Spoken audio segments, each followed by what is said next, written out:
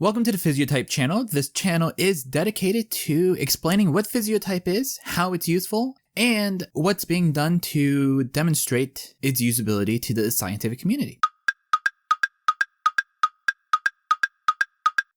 To start us off here, what is Physiotype?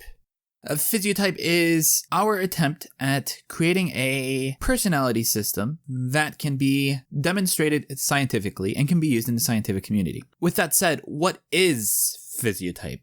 Well, it's a method of determining someone's personality type using facial features and other physical features such as gait, voice intonation, things like that. And it also is a system that categorizes people into 8 different personality types based on the Jungian functions. Carl Jung was a Swiss psychiatrist and a psychoanalyst who founded analytical psychology. He was very influential in anthropology and psychiatry and philosophy. He was a contemporary of Sigmund Freud, which I'm sure many of you have heard of before. One of his theories for which he is most famous for is the theory of the cognitive functions.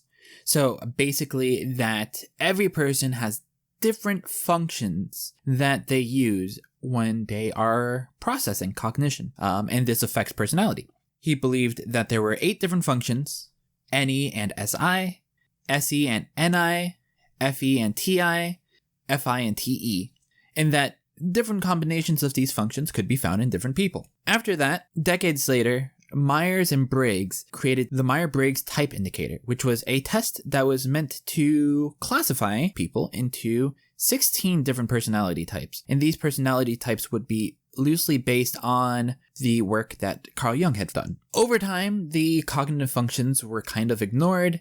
Many of the books that came out afterwards about personality types completely ignored the cognitive functions. Please Understand Me Too. Completely ignored them. Physiotype asserts that the cognitive functions are real. They are real phenomena that occur in people's brains that people use to help with their cognition, and that these functions also affect people's personalities.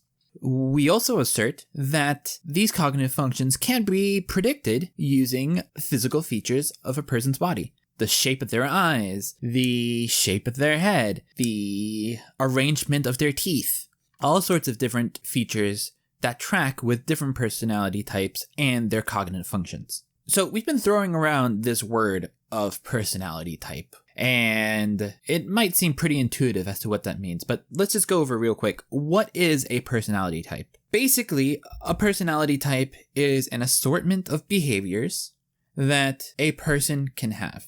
So basically, if a person has behavior A, B, and C, they are likely to also have behavior D. So people who are of the same personality type are likely to behave a certain way. Now, in Physiotype, this is by far and away most diagnostic in large populations. We can say that 100 people, they're all gamma class types. Chances are the majority of them will enjoy math, for example. This is not very diagnostic on the individual level. I can't look at someone who's a gamma class type and be like, oh, she likes math. That's not how that works. I could maybe say, oh, she's 60% more likely to like math than the general population. That I could maybe say. But the point is, this stuff is very predictive on a large scale with lots of people. It's moderately predictive on an individual level. We're not claiming to be mind readers here. We can't read your brain. This isn't magic. It's all probabilities.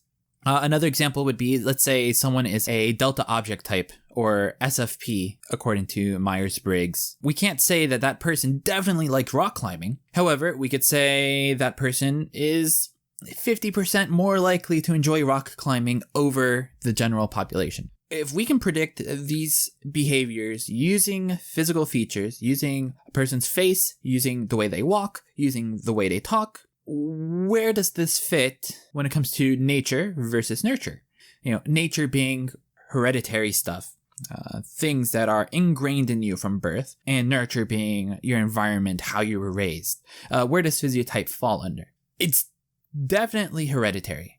Whether this is genetic or epigenetic remains to be seen, but there's definitely some kind of hereditary component to this. We know this because we've been able to predict people's types from birth, basically. I will say it is much harder to predict the type in children because their physical features do change a lot as they grow. But we're definitely predicting the behaviors of children far better than random chance. So you might be asking, well, Carl Jung's cognitive functions and MBTI and socionics and all of these typology systems that are based off of the cognitive functions, they have been discredited by the scientific community. They've been called pseudoscientific. They've been called useless.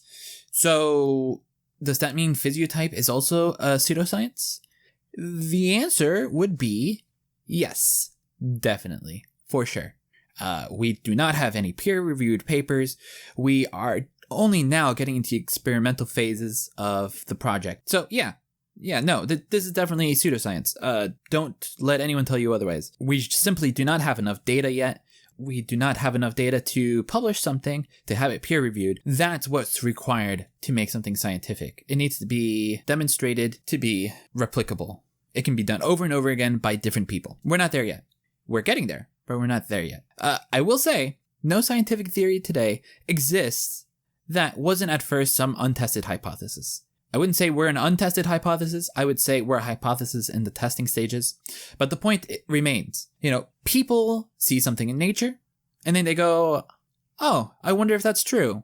And so they go out and they test it.